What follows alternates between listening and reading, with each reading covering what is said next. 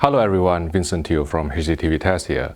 I'm here in Watford, the home of Dolby Vision, who is the official and exclusive distributor of Sony projectors in the UK. And what I'm going to do in this video is to give you an update about the new Sony 4K projector lineup that is going to be revealed at IFA 2018.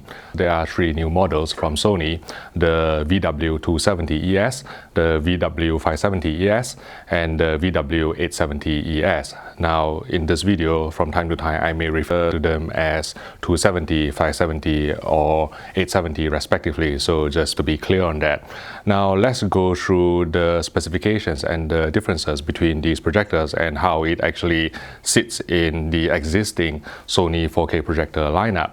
In terms of the 270, it is going to replace last year's VW260 or the Sony 260, and basically what Sony has done is to use the same chipset and the processor from the VW760, which was immensely successful, to put it on the 270 and the 570 as well, to bring them up to date in line with their current lineup. So what this means is that over the 260, the Sony 270 will gain two full bandwidth 18 gigabits per second HDMI ports with HDCP 2.2 copy protection compatibility, and it will also gain 4K motion flow. Remember that on the 260 and also probably the 360 and the 550, motion flow is actually disabled when you feed the projectors a native 4K signal, but these are now unlocked for the 270 and the 570. Alright, I forgot to mention that the 270 and the 570 are lamp based, whereas the 870 uses a laser engine just like the 760. Right, so back to the 270, it will gain two full bandwidth 18 gigabits per second HDMI ports. It will gain 4K motion flow, and also it will gain the input lag reduction feature that was found on the 760 but not on the 260. So if you are a gamer who is keen on playing your video games on the big screen, then you can benefit from the reduced input lag courtesy of this new feature that has been implemented on the 270. And there are some other improvements as well in terms of lumens output. So the lumens output is 1500, and there is meant to be an improvement in black gradation in terms of the shadow detailing just above black, but I didn't really have time to actually analyze that today, but hopefully we will be receiving review samples in the future where we can test these improvements.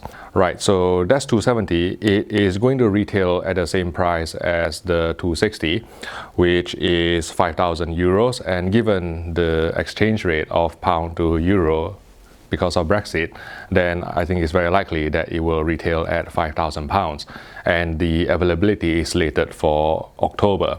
Right, so that was the 270. Let's go one step up to the 570. And the Sony VW570 is going to take the place of both the VW360 and also the VW550, because Sony doesn't see any sense in actually offering so many 4K projectors that are quite similar, so they're actually combining both projectors into one slot, which is the 570. And what the Sony 570 will offer over the 270 is, first of all, a dynamic iris system. So the 270 won't have a dynamic iris, but the 570 will have dynamic iris. Also, the 270 will only have a lumens output of 1500, whereas the 570 will have a lumens output of 1800. And I still need to stress that these two projectors are still lamp-based. The 270 and the 570, they are still lamp-based. Oh, another thing that I actually forgot about the difference between the 270 and 570 is that on the 270, even though it gained 4K motion flow for high frame rate, there is no impulse mode or combination mode, which means that there is no backlight scanning or black frame insertion available on the 270. Whereas if you are into watching sports without any interpolation artifacts, you can actually enable the motion flow impulse or motion flow combination, which has a black frame insertion on a 570. So those are the three key differences between the 270 and the 570, namely lumens output, dynamic iris, and also 4K motion flow. There may be other things as well, but those are the three that sticks out to me. And for the 570, the price will be 8,000 euros. Again, this is actually slightly cheaper than the VW550 from a couple of years ago. I think that's set around 10,000 pounds. So the 570 will retail at 8,000 euros, which in my mind, it just says 8,000 pounds as well. So I've covered the two lamp-based projectors. Let's move on to the most interesting one, which is the VW870. And this uses the same laser light engine as the VW760, which has been extremely successful, and it gives one of the best HDR picture that I have ever seen on a home cinema projector. And it uses the same light engine, it uses the same chipset and the same processor.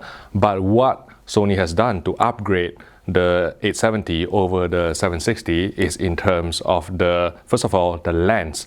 So remember, I think, when we had a look at the 760, I think I mentioned something to the effect that the lens is good.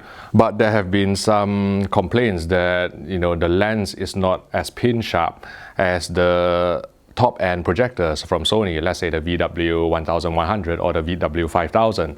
So what Sony has done is to listen to feedback from you guys and put the lens that was originally found on the VW1100 and also the VW5000, the ARCF lens. This stands for all-round crisp focus. So it is an 18 element all glass lens system, some of it floating, some of it fixed, that actually produces a supremely crisp and sharp image. And if you are into cameras, if you are into projectors, you will know how important the sharpness of the lens is to the final image. It's all in the glass. And I can say for sure that with the 870, Sony has listened to feedback and put in the same ARCF lens that was found on the VW1100 and also the VW5000 on the VW870. So that is upgrade number one. And another upgrade is in terms of the iris. On the VW760, there was only a dynamic laser dimming system, but on the 870, they have added an advanced iris as well, so there's a mechanical iris. Again, I didn't actually have time today to actually experiment with it in terms of the light pumping, in terms of how deep the blacks can go, but again, I'm sure once the proper reviews come in, then all these will be revealed to the likes of yourself. Now, with regards to the 760, I understand that Sony is going to keep the 760 in the lineup as well, so it is going to be still available sitting just below the 870. And when it comes to the lumens output, there I think have been a very slight upgrade as well. So the 870 will have 2200 lumens, whereas the 760 will deliver 2000 lumens as spec'd by Sony. So slightly higher lumens output, significantly superior lens, and also advanced iris system are the key upgrades of the 870 over the 760. And what price will you pay for that? So Sony has priced the VW870 at 25,000 euros, which is probably going to be around 25,000 pounds as well. And I think it sits nicely in the Sony projector lineup. I know some of you will probably be happy with the VW760, but if you wish for a superior lens and if you wish for an advanced iris to actually clamp down the light output during dark scenes for even deeper blacks, then yes, the VW870 is now available for you to buy for a price of 25,000 pounds, and the availability is slated for the middle of November. One last thing that I forgot to mention about the 870 is that in addition to this new lens, this ARCF lens, which is pin sharp by the way when I actually looked at some images on the screen, Sony has actually implemented a new feature called Digital Focus Optimizer. Sony understands lens, right? They understand that the center of the lens is always going to be sharper than the peripherals because of how just basically lenses are actually shaped and designed. So what they have done is to use software, is to analyze the histogram of multiple databases of the lens that they actually use to digitally sharpen the edges of the picture to make it sharper and bring their crispness in line with the center of the screen. And this feature is only available on the VW870 at this moment in time. Now, when I demoed it at Maratha, there is a difference on certain scenes, but you probably have to go up fairly close to the screen to actually see the difference. And from a normal viewing distance, I think I would be hard pressed to tell the difference. But again, I think this is actually not a damning statement at all, because I think this is a testament to how good the lens is on the 870 natively by itself without any software correction. So to my eyes, it already looked really pin sharp. But if you wish to actually sharpen up the edges, there is this digital focus optimizer function underneath the reality creation submenu on the Sony VW870.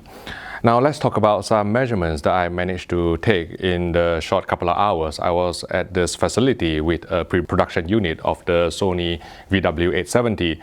As always, without actually starting to look at any picture, I always try to calibrate the display first. And you can see that initially it had a blue tint, but after 2-point correction, the grayscale is neutral. And once the gamma correction is done, then it tracks 2.4 gamma very flat.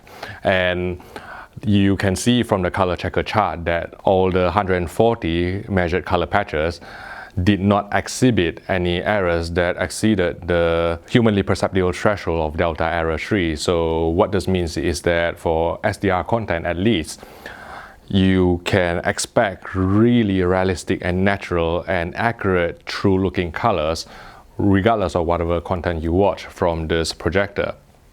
And I went on to measure the HDR side of things in terms of the color gamut, and according to my software, I managed to get 87% of DCI-P3 coverage.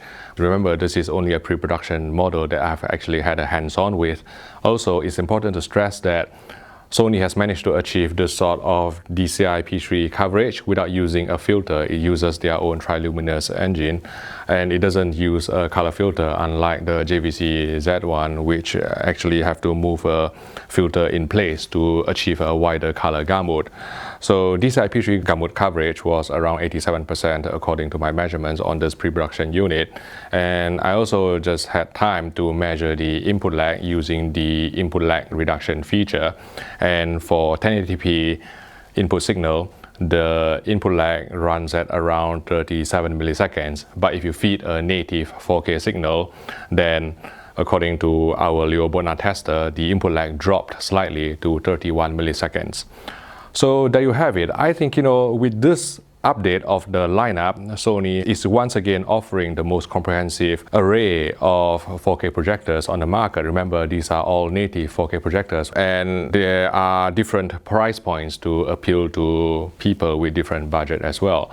But for me, I think the standout is certainly the 870 with the extremely crisp lens that has additional advanced iris system put in to maybe achieve even better contrast performance. This is Vincent Teo here reporting from Maratha in Watford. If you found this video useful, please click the like button and subscribe to the HDTV Test YouTube channel for more videos like this. Thank you for watching, and I'll see you in the next video.